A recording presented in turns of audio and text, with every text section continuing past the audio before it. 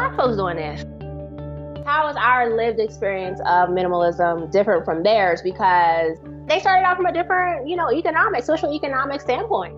Yes. They left corporate jobs with severances and they own property and things like that. And that's where Black Minimalist was birthed. Just me looking for Black people everywhere, every nook and cranny of the internet, interviewing them and trying to, share our stories because, that's part of liberation too. You can't keep using tools of oppression and expect to raise free people.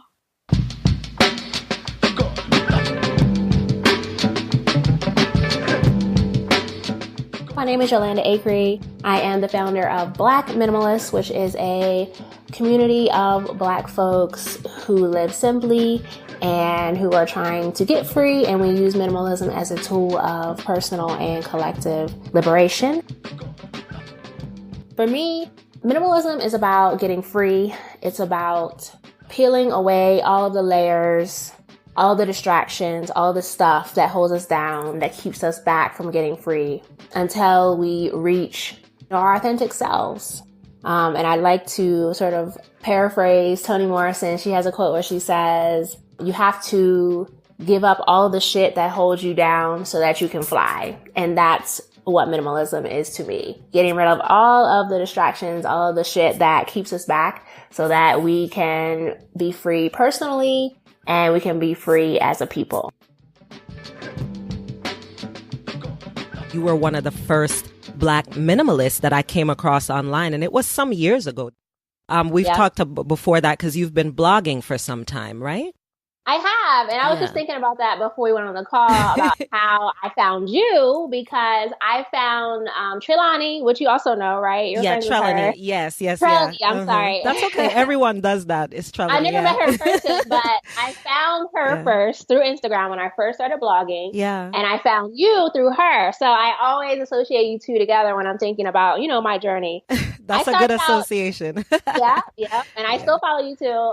And love you, which is why I'm so excited to be talking to you today. Thank you. Yeah, you've definitely been someone that I've been following. And I think you did like a minimalist closet video or something. Maybe it was YouTube actually. And I was like, look, she's Black. Oh my God. The same feeling so many people get when they meet an unschooler or see one. It's like, oh my God, she's Black. So I just was so excited that you furthered the movement beyond what you do, because so many of us are out there doing that in our own way. And it's really wonderful to be able to get together and be like, oh, that's how you explain that to your family. Oh, that's how you have a zero waste period. I was looking at some of your videos, like all these different things that we're all thinking about in different areas. I just love that you said, you know what? Yes, this is serving me and I want this to serve other folks of color doing this too. And that's really, how I guess I got onto this road to creating Black Minimalists and it being what it is today, because in my personal life, how I started out doing minimalism, I didn't know it was minimalism. I didn't know anything about that term. But I was doing everything that I was supposed to be doing. I had a good job, had my own place, saving money. I'm doing all the things that you're supposed to do as an adult. Chasing this American dream. Yes, checklist, right? Right. But I wasn't happy. I wasn't motivated. And I just felt stuck. I just didn't know what I was doing with my life. So I thought, maybe let's try this process of elimination. Let me start getting rid of things and let me go back home, because my mom is my home. It's where I came from. It's my root. I hear and, that. Most adults would not want to move back home. But for me, it was important, not only financially, but spiritually, emotionally, mentally, to just go back and start over again. And I'm so thankful that, her home has always been open. Because, some parents don't want their kids to come back home either, True that, yeah. So that was really, pivotal in my minimalist journey. So I just kept, eliminating all the stuff I had because I was moving back home to a small bedroom. I had to get rid of a lot of physical things. And then I was commuting, an hour and a half to my job. And I was like, well, this isn't going to work either because my job wasn't fulfilling me. So eventually I quit my job. And when I quit my job, I said, okay, Yolanda, you're doing these things. What is this leading to? And at least as far as my career, I decided that I was not going to work for another person full time again. Yeah. Part time, yes. But I had to take some of this time and devote it to my own dreams and figure out what I wanted to do, with my life. Just sounds like all the things were uncomfortable enough for you to be like, you know what, some shit has got to change. Yeah. Exactly. All I can say is I got to a point spiritually where I was just like, I can't take this shit no more. Yep. And I brought that up because that's one thing that we need to deschool from. This idea that going back, doing Sankofa work, going back to whatever home or foundation or history is, that's a bad thing societally.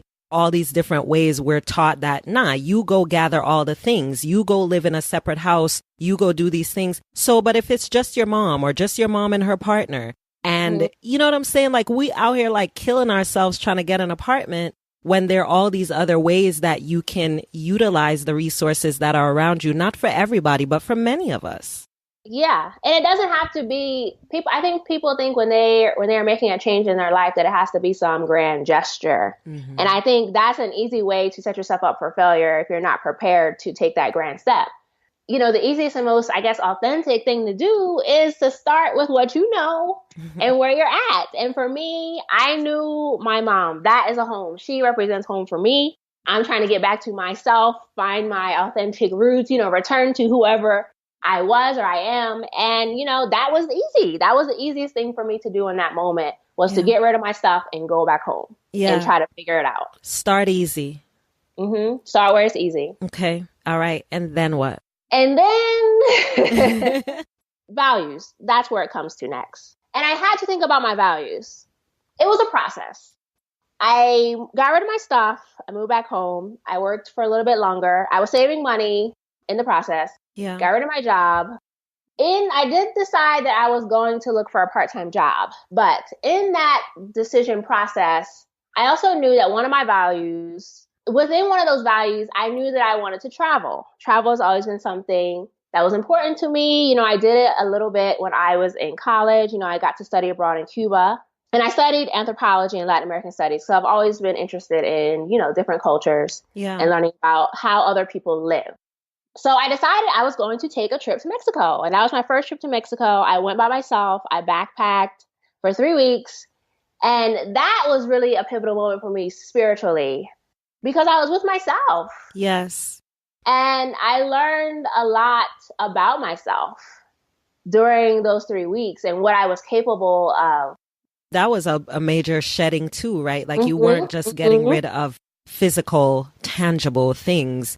You were also, sounds like, doing a lot of that other shedding too. Like, is this shit even me?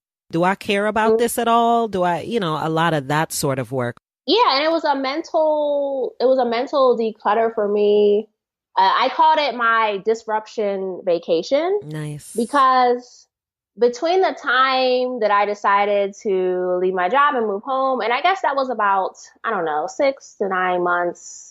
Anyway, within that time period, there was just a lot of emotional, ups and downs, even in my relationship with my boyfriend, that relationship changed and ended. A lot of things were happening. I didn't just move home, and even in the process of leaving that job behind and leaving that life behind, even that's an emotional process. Of course. So yeah. Going to Mexico for 3 weeks was a time for me to put some space in between all of that and I guess make sense of it and come into this new person that I was, becoming.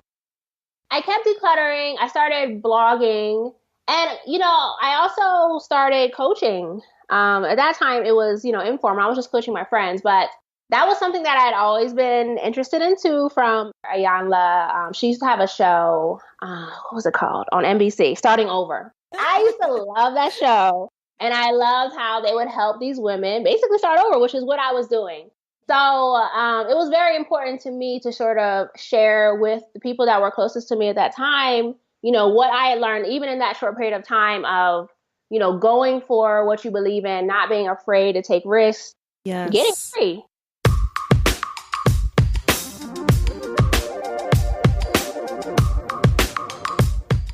Yes, Yolanda, talk that liberation talk.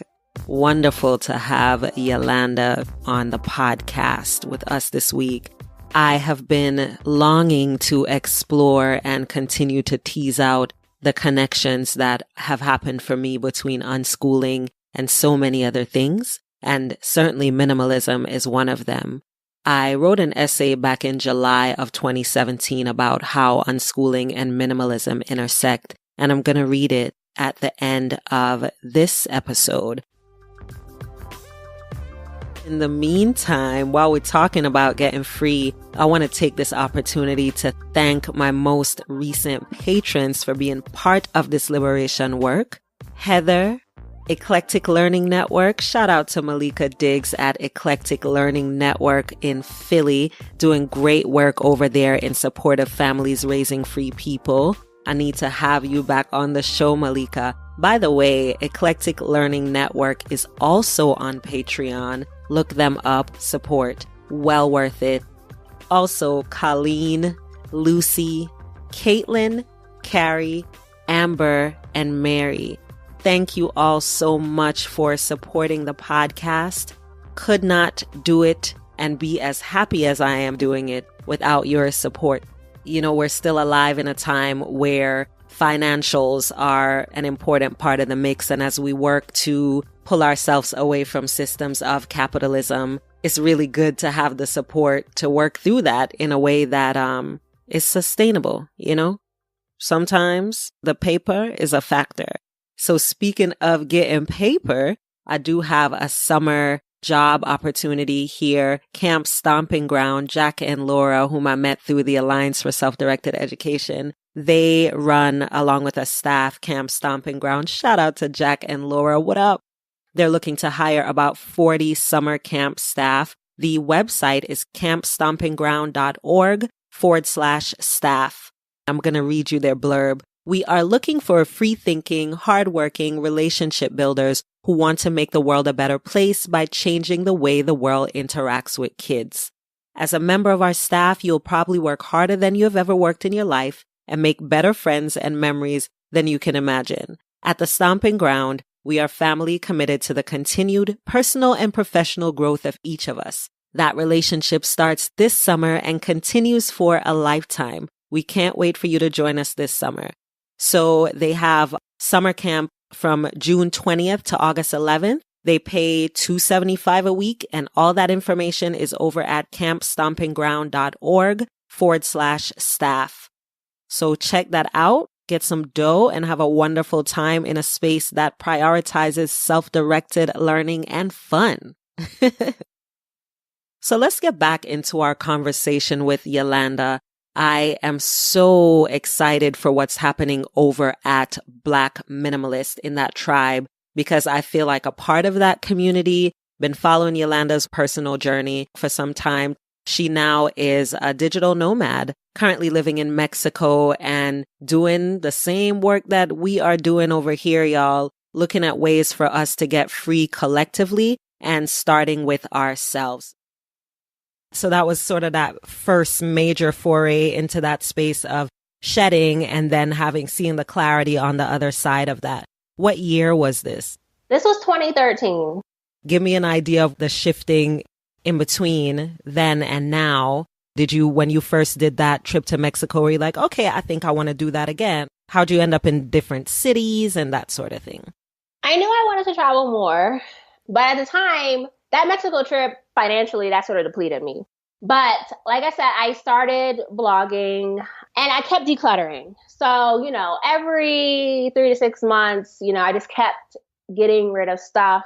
And I guess it was probably late 2014 when I had a health scare, an ovarian cyst. I had a few cysts, but I had one that was particularly very large that I had to get surgery to have removed. So that was, that's a big life thing too. Yes. Because never before in my life had I really been sick or had any major health scare. So obviously when you were faced with this at this point in my life, it's like your own mortality, you start thinking about your own mortality. Yes. This is 2014. I had the surgery. Thank God I made it through the surgery. I decided I wanted to move but I really wasn't prepared. But what I did do is I quit my job, and my part-time job, and I decided I wasn't going to work for the next year. Major. It was major because I had a little bit of money saved up to move, but it wasn't enough.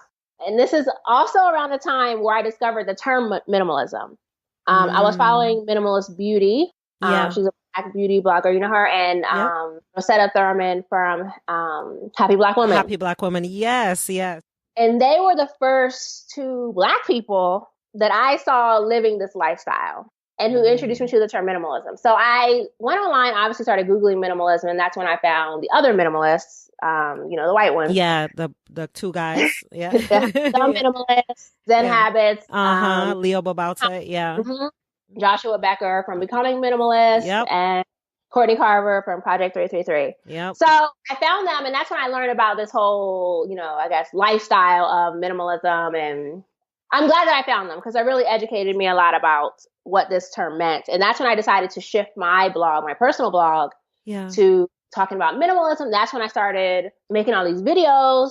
And that's when I started looking for, more determined to look for Black folks who are living this lifestyle, because in following those other bloggers, the popular ones, I was like, where are the Black folks doing this? Yes. How is our lived experience of minimalism different from theirs? Because they started out from a different, social economic standpoint. Yes. They left corporate jobs with severances, and they own property and things like that. And that's where Black Minimalist was birthed. Just me looking for Black people everywhere, every nook and cranny of the internet, interviewing them and trying to, share our stories, because, that's part of liberation too. We have to. I mean, I wish you could just see how much I'm nodding here. I didn't realize how similar our stories are, because that's exactly how this podcast got started too. It's like, what the fuck? Is it just like the same white woman unschooling in different cities? Is it a tour?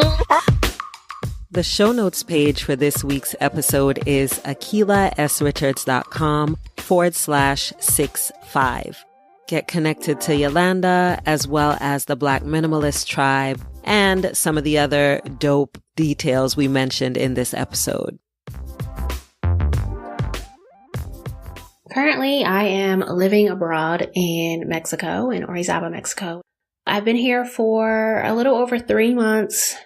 And this was part of, my life, one of my life goals and part of my minimalist journey.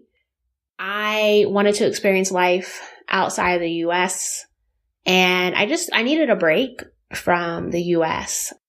Traveling has been such a spiritual and motivating experience for me along this way.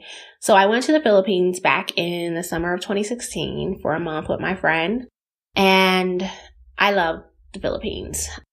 What I love most about it is when we were in my friend's village and just seeing how simply the people lived there. Yes, they were doing it out of necessity, but they were still happy in their simplicity. So that trip really got me thinking more seriously about moving abroad. But what sealed the decision was Philippines is far away, so it takes about 2 days really to get back to the US because of all the different flights and connections. As we're making our way back, I start hearing stories or seeing stories on Facebook about the deaths of Philando Castile and Alton Sterling at the hands of police. When I returned to the US, I was really, sad and overwhelmed and asking myself why I was living in the US and why, I was just subjecting myself to this trauma. So I made the decision. And again, just like when I started, living simply and decided to move back home, I just got to a point where I was fed up. I could no longer keep existing the way that I was. So I made 2 very important decisions. One, moving abroad. I was going to finally, put a plan together and leave the US. And 2, I was finally going to launch Black Minimalists, because I had been struggling to launch it. And I didn't even know, there were times where I felt like giving up on the community, but something always brought me back. Like somebody sending me an email because they watched a YouTube video, me talking about minimalism for Black liberation. Something always brought me back. And I decided, okay, it's now or never. I'm going to do this, and whatever happens, happens. So I spent, the rest of 2016 and in 2017 planning to leave to go abroad, and also planning to launch Black Minimalists. We launched Black Minimalists in May 1st of 2017, and I moved abroad to Mexico October 16th or 17th of 2017. I'm learning a lot. I'm learning a lot about myself and learning a lot about our community of Black Minimalists. I know that this current chapter, is going to offer so many lessons. I don't know what all those lessons are at the moment, but, I'm open to receiving them and to using them to keep pushing forward on our journey to liberation. And I wanted to share something about the Black Minimalist community. Even though we call ourselves Black Minimalists, we welcome Black folks into our community who are living an alternative lifestyle, regardless of whether they identify as minimalists or not. Minimalist is just a term, really an umbrella term to bring us all together. So we support communities of Black folks who are getting free, no matter what that looks like, whether it's nomadic living, unschooling, debt-free, financial freedom, plant-based eating or fitness, beauty, exploring the outdoors. Whatever it is that Black folks are finding to get themselves free, we support that and we welcome them into the Black Minimalist community.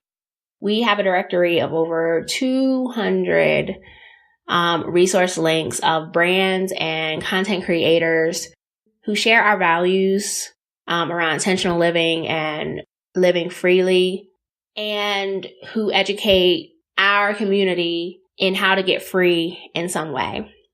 If you want to learn more about Black Minimalists and you want to learn more about getting free through living simply, through community, please visit us at blackminimalist.net. You can also find us on Instagram, Twitter, YouTube, and Facebook at Black Minimalists, either Black BLACK Minimalists or BLK Minimalists. Come join our community.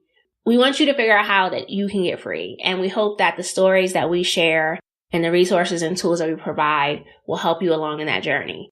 And we really want to hear your story. So if everything that, you've discussed on this podcast today and everything that you find, on our site and everything speaks to you and sparks that fight or that struggle within you for liberation, please write us at info@blackminimalist.net and tell us your story. We would love to interview you, or you can write an original piece for us. We just want to hear from you, because every time we share our stories, we free not only ourselves, but we free someone else. And that's the whole focus of the Black Minimalist community, is to achieve and work towards both our personal freedoms and collective liberation.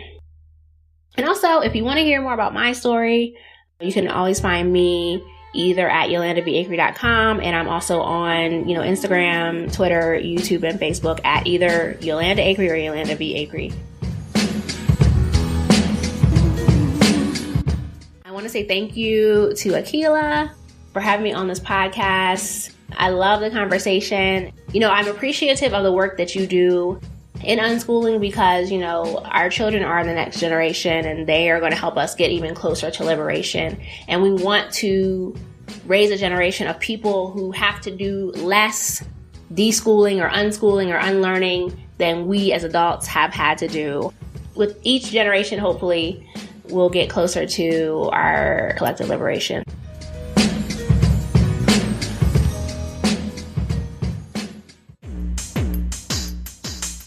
This full essay is available for reading on medium.com. My username there is Radical Selfie, all one word. How minimalism and unschooling intersect. Traveling turned out to be a big part of our deschooling process as a family. When public education showed us for the umpteenth time that it was not designed to nurture children into confident adulthood and emotionally sustainable life skills, we made our way to unschooling.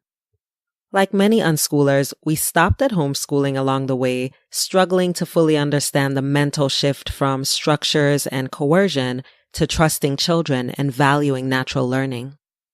Eventually, we figured out a way to get a change of scenery, We'd move to a place with a lower cost of living, an easier, slower energy, and the benefits of rich cultural soil. We decided to spend time as adults and parents in the place we spent our childhoods.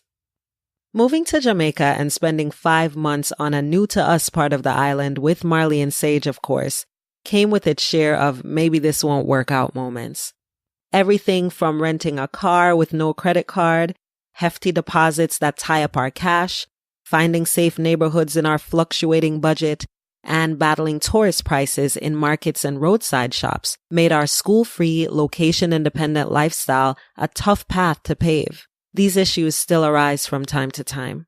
Still, at no other time in my life have I experienced as much of a positive, relationship-strengthening, spiritual, physical, and emotional shift than I have since we embraced unschooling and became digital nomads. We let go of a lot of things, furniture, cars, clothes, literal baggage, because our new lifestyle called for the ability to pivot and to remain flexible over the right size house in the right neighborhood that bowing to the mortgage gods and student loans masters foolishness. Marley and Sage, by demanding to be free from schoolishness, freed us from the lives we'd marched lockstep into with the rest of the people around us. School, job, kids in school, more expenses, more working, less time together, raise children, repeat cycle with nicer stuff. When our daughters disrupted that and our lives stopped revolving around school, we looked up and saw our options for living together, traveling to experience more of the world, and having less physical things attached to ourselves. Storage units here, boxes of things in parents' closets there. It started to feel like a sickness we had to literally unpack, one box and bag at a time. Unschooling was our portal to big, scary personal leadership. It asked us, what does it mean to own yourself? How do you practice this freedom you and your people before you have demanded and earned? Less things, more life. Trust my children. Get to understand how learning happens.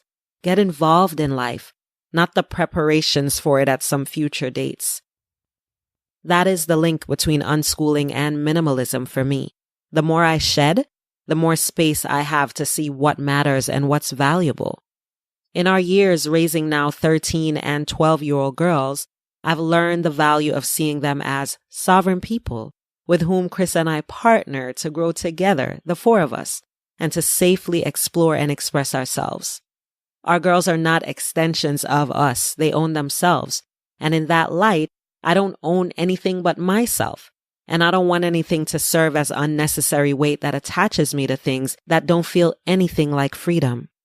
I got to see how that was tied to the things that filled spaces in our house, but meant nothing to me. The way school filled space in Marley and Sage's lives, but meant nothing to them, and wasn't even their choice at all. Their parents chose, and they complied.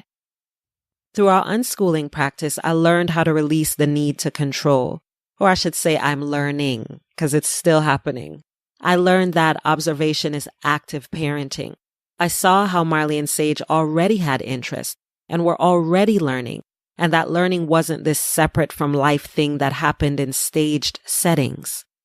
Maybe most importantly, I learned that parenting was more about motherhood raising me and me knowing how to stay out of my daughter's way and stay present at the same damn time.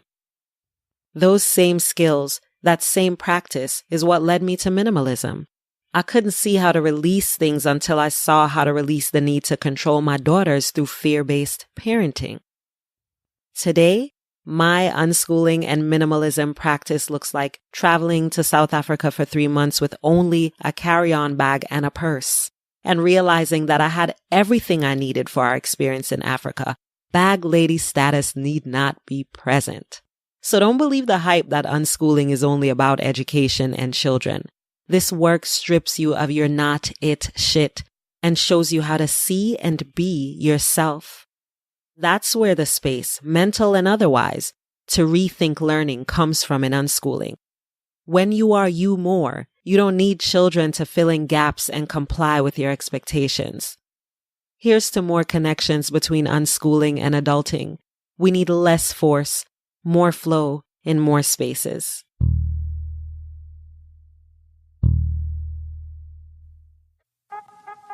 Fear of the Free Child is a weekly podcast that centers diverse narratives, insightful commentary, learning with our children and deschooling ourselves, owning our multiple identities and treating children with dignity, creating community and sharing conversation from often silenced spaces, breathing life into liberation practices proactively and on purpose. It's about parenting. It's about self-directed education, loving. It's about learning.